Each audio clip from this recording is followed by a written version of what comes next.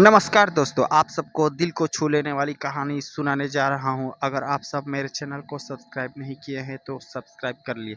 चलिए कहानी सुनते हैं। एक गांव में सावित्री नाम की एक औरत रहती थी। उसकी एक बहू पूजा थी जो काफ़ी सीधी और समझदार थी। सावित्री का स्वभाव बहुत कठोर था और वह छोटी छोटी बातों पर पूजा से झगड़ा करती रहती थी। दिन भर सावित्री पूजा पर काम का दबाव डालती, उसे ताने मारती और कभी-कभी तो बेवजह डांट भी देती।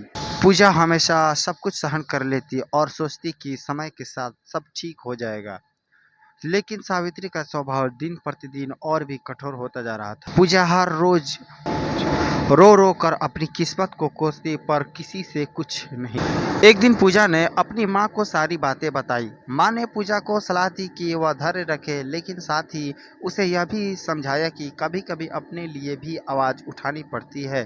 पूजा ने माँ की बातों पर अब जब भी सावित्री उस पर चिल्लाती, पूजा चुप नहीं रहती। वह शांति से और सम्मानपूर्वक अपना पक्ष रखती। सावित्री को शुरू में बहुत अजीब लगा, लेकिन धीरे धीरे उसे समझ में आने लगा कि उसकी बहू कमजोर नहीं बल्कि समझदार और सहनशील है।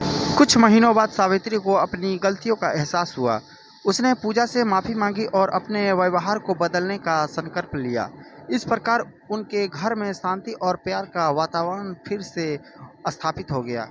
सावित्री के माफ़ी मांगने के बाद पूजा ने उसे दिल से माफ़ कर दिया, लेकिन घर से में शांति बनाए रखने के लिए दोनों ने मिलकर यह तय किया कि वे एक दूसरे से खुलकर बात करेंगे और किसी भी परेशानी का हल संवाद से निकालेंगे। धीरे धीरे सावित्री और पूजा के बीच का रिश्ता गहरा होता गया।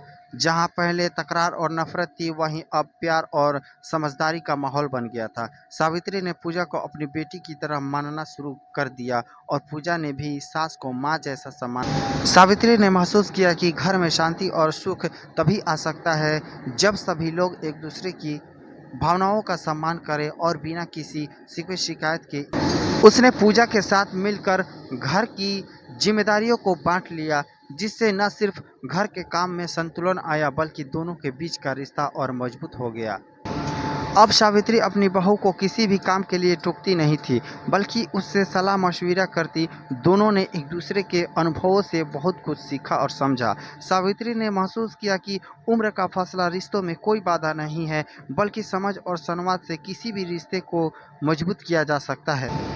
पूजा भी अब अपने ससुराल में पूरी तरह खुश रहने लगी थी। गांव में सब लोग इस बदलाव को देखकर हैरान थे और कई महिलाओं ने सावित्री और पूजा की इससे नई दोस्ती को अपने जीवन का उदाहरण माना। सावित्री अब गांव की अन्य महिलाओं को भी यह सलाह देने लगी कि बहू को बेटी की तरह मानो और हर रिश्ते में धैर्य और समझदारी से।